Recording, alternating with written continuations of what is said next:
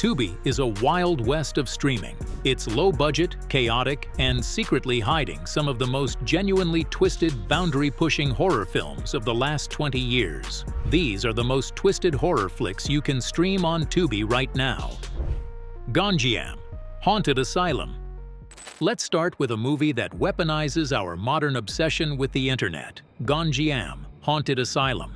On the surface, it's a found-footage movie about a group of thrill-seeking content creators breaking into a notorious, abandoned South Korean psychiatric hospital to live-stream a stunt. But the way this film is constructed is a masterclass in escalating dread. The crew thinks they are in control of the narrative, manufacturing fake scares for clicks, until the building literally wakes up and decides to start directing the broadcast itself. If you want to see pure, unadulterated terror, look at the visual choices in the third act. The director mounts these extreme wide-angle GoPro cameras directly to the actors' faces, pointing back at them. As they run through the pitch-black hallways, the flashlight only illuminates their own terrified expressions. Notice the way the lens distorts their features, making their pupils look impossibly huge and their mouths stretch into uncanny, inhuman shapes. You aren't just watching them be scared. You are forced into an uncomfortably intimate proximity with their panic. The camera refuses to look away from their suffering. The real-world resonance here is what the film says about our digital voyeurism. The characters are literally dying, and the view count on their live stream is skyrocketing. It preys on the horrifying reality of the attention economy. We will watch anything, even a tragedy, as long as it's framed as content. It leaves you feeling complicit, reminding you that the audience can be just as monstrous as the ghosts. Spree. Speaking of the terrifying lengths people will go to for a follower count, let's look at Spree. Joe Keery plays Kurt, a rideshare driver who is so desperate to go viral that he rigs his car with cameras and starts live streaming himself murdering his passengers. It sounds like a dark comedy, and it is, but it quickly spirals into a deeply uncomfortable mirror held up to the influencer generation. Kurt doesn't even hate the people he's killing. They are just raw material for his content. The visual execution of this movie is what makes it so exhausting and brilliant. The entire film is presented through split screens, dash cams, and live stream overlays. Watch Keery's physical acting when he checks his phone. His breathing is shallow, his posture is rigid, and he constantly pastes on this dead-eyed, performative smile for the camera. Even when he's committing horrific violence, his eyes dart back to the viewer count. He's completely disconnected from the physical reality of blood and pain. He's only existing in the digital ether. The psychological impact of Spree is that it doesn't actually feel that far-fetched. It taps into the very real, very modern anxiety that we are surrounded by people who view life as a performance matrix. When the boundary between entertainer and participant completely collapses, humanity goes out the window. You walk away from this movie looking at everyone with a smartphone just a little bit differently. Antiviral. While Spree looks at the desperation to be famous, this next movie looks at the sickness of worshipping fame. Antiviral, directed by Brandon Cronenberg, is set in a near future where fans literally pay to be injected with the viruses of their favorite celebrities. Why buy a poster when you can share a cold sore with your idol? Caleb Landry Jones plays a clinic employee who smuggles these diseases in his own bloodstream. And the movie is a relentless, skin-crawling descent into biological obsession.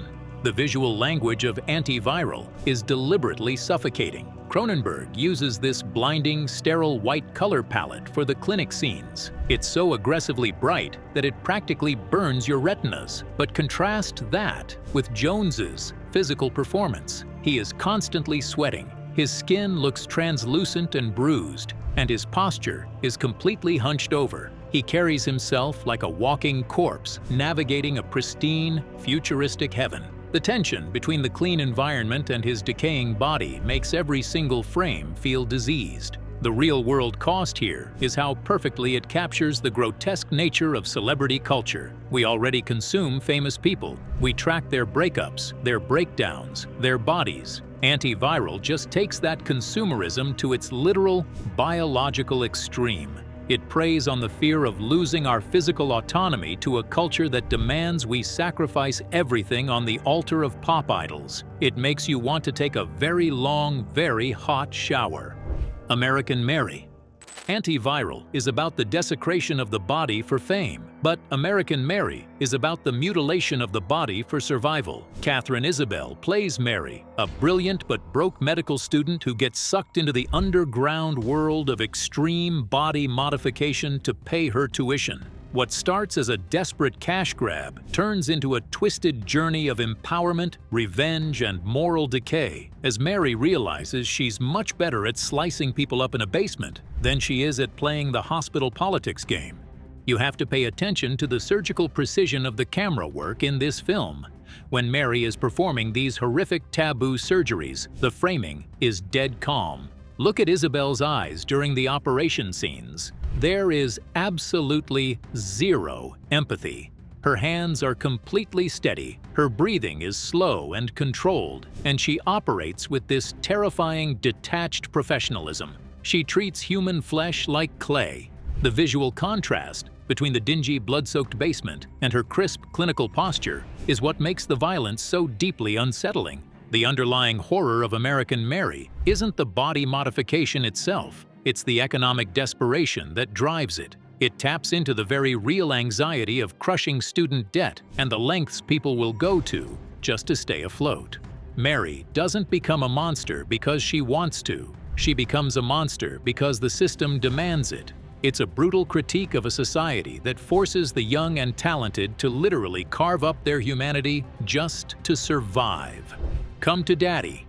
Now, let's pivot from the horrors of the body to the horrors of the family. Come to Daddy starts with a simple, awkward premise. An estranged son, played by Elijah Wood, receives a letter from his father and travels to a remote cabin to reconnect. But the man waiting for him, played by Stephen McHattie, is aggressive, strange, and dripping with malice. What begins as a tense family reunion rapidly devolves into a bizarre, unpredictable nightmare where the rules of civility completely break down. The tension in this movie is entirely built on physical space and posture. Elijah Wood plays the son with this incredibly shrinking defensive body language. His shoulders are rounded, he holds his arms close to his chest, and his eyes are constantly darting toward the door. Contrast that with McHattie, who dominates every frame. He looms over Wood, taking up too much space, breathing heavily, and moving with this unpredictable, jagged energy. The cabin feels smaller and smaller with every scene, suffocating the viewer in the exact same way the father is suffocating the son. The real-world fear this movie exploits is the terrifying realization that you don't actually know your own family. We are told that blood is thicker than water, but what happens when the blood is poisoned? It preys on the universal anxiety of confronting our parents, realizing they are flawed, dangerous strangers, and grappling with the horrific parts of them that might be hiding inside of us. We Are Still Here. While Come to Daddy explores the toxic relationships of the living, We Are Still Here looks at how the dead refuse to let us go. After the sudden death of their son, a grieving couple moves into a lonely, snow-covered New England farmhouse to try and heal. But the house is built on a dark history, and it wakes up. It doesn't just want to haunt them, it demands new blood to settle an ancient score. The visual execution of the spirits in this film is what sets it apart. These aren't your typical translucent floating ghosts. They look like they are made of charred wood and smoldering ash. Watch the way the camera lingers on the physical weight of these entities. When they move, they don't glide, they stomp. They drag themselves through the house with this heavy, aggressive posture, leaving scorch marks on the floorboards. The lighting is constantly bathed in these cold, suffocating blues of the snowstorm outside, making the burning orange embers inside the ghosts feel violently intrusive. The thematic cost of this film is its relentless depiction of grief. The haunting is a literal manifestation of a couple that is entirely trapped by their sorrow. It weaponizes the anxiety that we can never truly outrun our pain, and that if we dwell on our losses for too long, they will consume us. The movie traps you in the realization that sometimes the past isn't just a memory, it's a predator. Wakewood. Speaking of the agonizing weight of grief, Wakewood takes that concept and pushes it into the realm of folk horror. A couple whose daughter was mauled to death by a dog moves to a remote village, only to discover that the locals have an ancient, muddy, pagan ritual that can bring a loved one back from the dead for exactly 3 days. It's the ultimate monkey's paw scenario. They get their daughter back, but she comes back wrong. The watcher element here is all in the physical performance of the resurrected little girl. The director frames her in ways that constantly obscure her face or place her just slightly out of focus. But if you watch her gait, it's terrifying. She doesn't walk like a normal child. Her steps are heavy, her posture is weirdly stiff, and her head tilts at angles that feel too deliberate, almost predatory. The camera constantly isolates her against the bleak, damp Irish countryside, making her look less like a human and more like an open wound on the landscape. The real-world resonance is the terrifying temptation of bargaining with death. It preys on the vulnerability of parents who would do literally anything to save their children, even if it means breaking the fundamental laws of nature. It forces the audience to ask an impossible question. If you could have 3 more days with someone you lost, knowing it would end in horror, would you still say yes? The cabin fever.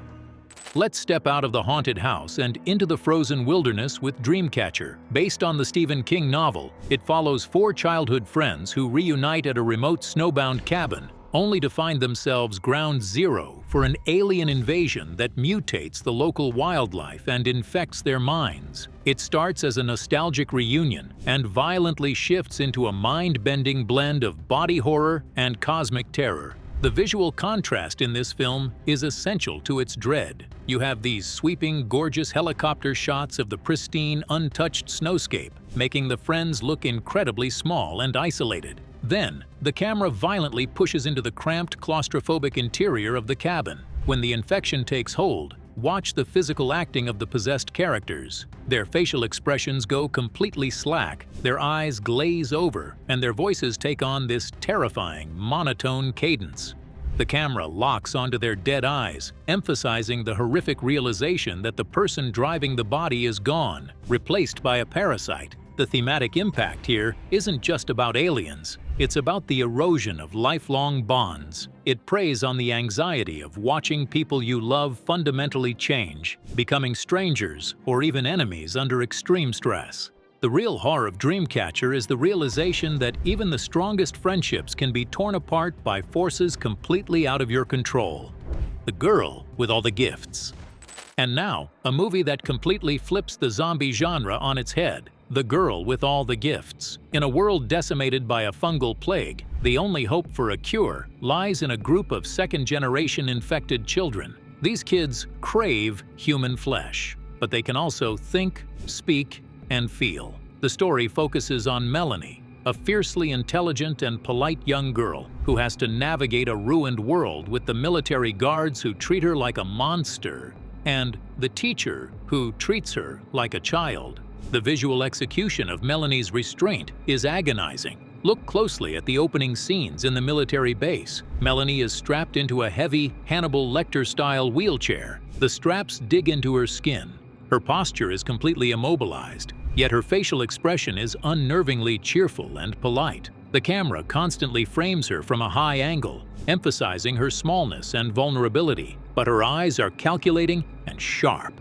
The tension between her innocent, childlike demeanor and the extreme, violent restraints placed upon her creates a constant, throbbing unease. The real-world consequence of this film is its devastating metaphorical weight. It's fundamentally a story about generational replacement. It forces the audience to confront the anxiety that the world we built is ruined, and the next generation is going to have to adapt to our failures, even if it means eating us to survive. It leaves you with a haunting realization that humanity's time might be over, and that might actually be okay.